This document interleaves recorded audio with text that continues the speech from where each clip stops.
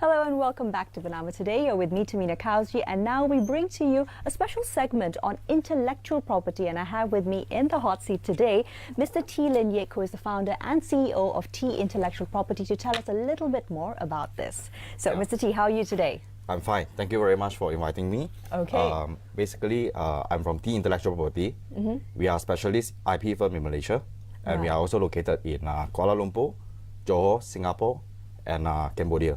Okay, so as you were telling me, Mr. T, just before we went live, now you are also the first private company to offer the IP as a professional course. Now, generally when we speak about professional courses for qualification, I think a lot of us understand that this is what you do when you want to become a lawyer, an accountant, and such like, but not for the arena of intellectual property. So tell us why this is so groundbreaking for the Malaysian sector, and also why professionals, IT professionals, should go ahead and register for this. Okay.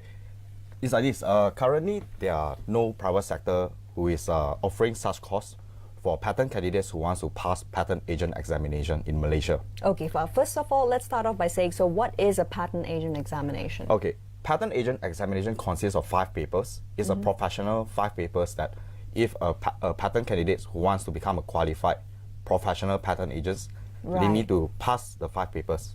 Yeah. I see. Okay, so this would be the baseline qualification to get you certified, right? And patent agents are normally, misunderstood that they must be a lawyer. They must be, only lawyer can become a patent agent. Actually, it's not. Okay, right. So who can this course be potentially open to, Mr. T? Yeah, this course can potentially open to people from the engineering faculty, I see, science faculty, or even medical, or even business. It's up to them. It's quite open because intellectual property, we deal with a lot and various industries in Malaysia. Right, okay. But before we move into deeper detail about this, let's talk a little bit about the SOBA and the SME 2017 Awards, which you were actually given. Tell us a little bit about what the criteria involved were for these awards. I trust SOBA is one of the greatest award that we have won recently, and it gives us a lot of encouragement. And what are the criteria? I believe what they look into is whether you can achieve your business objectives and whether you are able to make your company profitable. And other than that, at time of adversity, how are you able to overcome and adjust your operating procedures and all to make it successful. Right. So among IP firms itself in Malaysia, this is not yet a very crowded arena, right? Yes. So tell us what made you want to initially start off an IP firm, and what made you think that, okay, Malaysia can also offer a good background and a good industry whereby you really have a potential to thrive. Yes. Okay. Intellectual property firm, currently there are I think about 50 active IP firms in Malaysia. Right. Not including law firms. All right, so I see T Intellectual Property as one of the top 5 IP firms in Malaysia at the moment. Yeah, and by year 2020, we strive to become top 3. Yeah, so we have established our company since 2010. Since 2010, we established our business model, and we move on.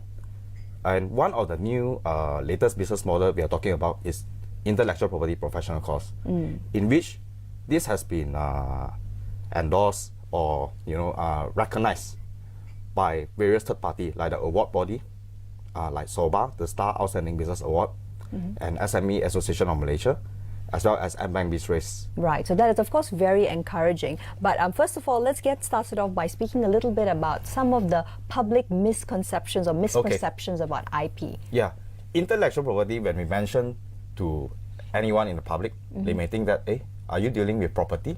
Are you a real estate agent? Actually, we are not. Yeah, because of the wording property, it brings a lot of misconception. So the education level on this wording, this term intellectual property, is not there yet. Yeah. So is it always easier when you just say IP? Is that a better understood and better received terminology? The general public of Malaysia is more familiar with the terms patents, trademarks, copyright. Hey, can I copyright my name? Can I copyright this phrase? Yes, that's right. They are more familiar with these sentences. Right. Yeah. So moving in from the terminology into the understanding, but do Malaysians by and large understand the need for intellectual property? I would say, according to my IPO statistics, it shows increasing numbers of filings by Malaysians. Okay. Yeah, since maybe in 1990s, and recent 5 years, we see a number that is growing steadily. And so the awareness in terms of number of filings is there. Okay, definitely. And which industries in particular do you see filings increasing among? Okay, there are more startups and SMEs in Malaysia. Yes, they are made up of an 98% of the number. economy in Malaysia. So the startups and the owners, at this point of time, I think in year 2018, they are more aware of the importance of IP, because intellectual property is a necessity. It is not a luxury. A necessity, not a luxury. I Yes, like that's how right. you phrase it in very finite terms. So I would say that by and large, though, Malaysian public-wise or even business owners, they may be thinking, okay, it's a luxury. I'll do it, or I'll file for my IP when I make X amount of profit. Yes. So they always think it's for the big boys or big corporation, That's but actually right. it's not. And intellectual property is a system which is practiced worldwide, globally, and it has been harmonized. And Malaysia is a member of WTO, World Trade Organization. That's right. As a signatory, we signed TRIPS agreement. So every country kind of abide by the law and obligations of the treaty. Yeah. Right. So it is Malaysia is also one of the essential member, to yes. get Malaysia on board Yes, with this. yes. Okay, so let's try and give our viewers a daily sort of example. What okay, we let's do? say I am a business owner. Yeah. I have an online company which is selling handphone gadgets. Yes. Would I need an IP? Why or why not? Yes, you need an IP. As an online seller of mobile phone gadgets, we will say trademark or brand name is something that you use it daily basis. This is a corporate identity, your company's face. Okay, so but how do you ensure that this brand does not infringe other people's branding yes, or that's name right. or registered mark? So you need a patent attorney or a trademark specialist to help you to conduct a trademark search, to do a clearance, whether this trademark is registrable and whether it has been used by anyone else. Because trademark is based on first come, first served basis. That's right. Yes. So say, for example, so these are a couple of the cases I remember off the top of my head that did come up. Previously, there was, I think, a fried chicken establishment in Klang. They wanted to call themselves KFC. Okay. So that did not fly, right? I do not know in particular of this case, but I can give other examples. Sure. Like recently we handled a case called Korea Wallpaper. So our client is the Korea Wallpaper.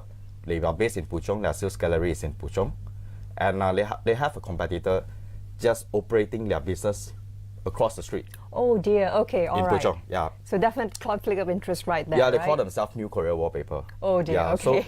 So this is some of the examples. If you do not protect your intellectual property rights, how are you going to enforce it and make sure your ideas are not being copied and your efforts in marketing are not being stolen. Exactly, and not wasted either. Yes, okay, yes, so I yes. think perfect time now to launch into the programs that you intend to be offering. Yes, sure. So, Mr. T, now we're also aware that there are some public universities out there which are already offering courses, training programs, which are also related to IP. Yes, that's so what right. is your unique selling point or something that distinguishes what Sure. your firm is offering? Currently, as far as I know, there are 3 organizations are offering such course. A prep course for people who want to sit for patent agent exam. Number 1, it is offered by UKM, but it is a master's program. I see, it may take right. 1.5 years to 2 years, and the location is in Bangi. And you have to spend every weekend for over this 1.5 year to 2 years period. And further, it is taught by academicians. But of course, we must give them credit. Some of the courses are conducted by practitioners. I see, right. Yes. Now, even the Intellectual Property Corporation of Malaysia, or MyIPO, also offers similar courses and training programs. That's correct. Yes. But this course from my IPO, normally they are conducted 1 month before the examination. Right. And it is a 5 days course, which is insufficient for candidates to prepare themselves for these 5 papers. Sounds a little bit like a last-minute cram session, Yeah, right? that's right. Okay, so what is the T Intellectual Property Program, and how is it structured, Yeah. time-wise as well as, exam prep-wise? Yes. Time-wise, our program is a 4 months course. Right. Yeah, a 3 months preparatory course and a 1 month revision. Okay, they are taught by a team of lawyers, patent agents, and trademark agents. They are all qualified, registered. They have represented clients in many ways for IP matters, and they are doing it daily. So they are also registered with MIPO as a qualified registered patent agents. So we give vocational trainings, and it's a fast track course. Right, so there's hands-on training, it's pretty intensive, Yes. and for those entire 4 months, you're going to have a very concentrated Yes. approach, right? This why we do intellectual property courses like this. This is based on my own experience. Sure. Like when I was 22, I was trying to venture into this profession, and I find that actually there are no such course in Malaysia unless I go into these universities, which is an obstacle for me because it's in Bangi and it's conducted over weekend. Yes, so that may Yeah, not yeah. actually be suitable to everybody's work and life schedule. Yeah, and right? the time period is too long, two years. So another reason is that I think that, okay, since we are already 8 years in the market, That's we are right. doing intellectual property registration, enforcement, training, and other things as well. So why not we do something, give back to my team, a CSR project. This is a project where most of my team members are qualified. We are actually, I would say the biggest firm, they have 11 registered patent agents. Wow, okay. But in our firm, 8-year-old firm, we have 6 patent agents at the moment. And unofficially, we are ranked number 6 in terms of number of filings that we have submitted to MIPO in year 2017. Right, so already you have all of these stats. Now, on the screen, we will also be playing the website as well as the phone number, which our audience can actually use to contact if you are interested in these IP professional programs. But just before we wrap, Mr. T, let's go into the main objectives of the IP professional course from an educator's point of view. Okay, from an educator's point of view, I'm trying to promote, number one, the profession of patent agents. There are currently only 200 patent agents. And how in many Malaysia. should we ideally be having for a market the size of Malaysia? Okay, you look at the market size from the perspective of advocate and solicitor, lawyers. There are currently 20,000 registered lawyers, not inclusive those lawyers who are working in private sector, not private sector, sorry, they are non-practicing lawyers. I see, right, Yeah. yes. Those just registered qualified lawyers, as yes, lawyers. 20,000 lawyers Okay. in the market. And the number of patent agents is only 200. And I say like 80% of the professions are mainly made out of lawyers. Right. And it's just 2% of the profession. And you still have the target audience of fresh graduates. There are about 400 to 500 fresh graduates every year from engineering. Wow, from so that's science. basically a huge potential Yes, for a yes, market. Okay, yes. so Mr. T, we've come to the end of the interview slot for today. Thanks so much for your time. Thank you. And on that note, we hope that you've learned just that little bit more about IP professional courses available on the market in Malaysia. We'll take a quick break and we'll be back right after. Stay tuned. Okay.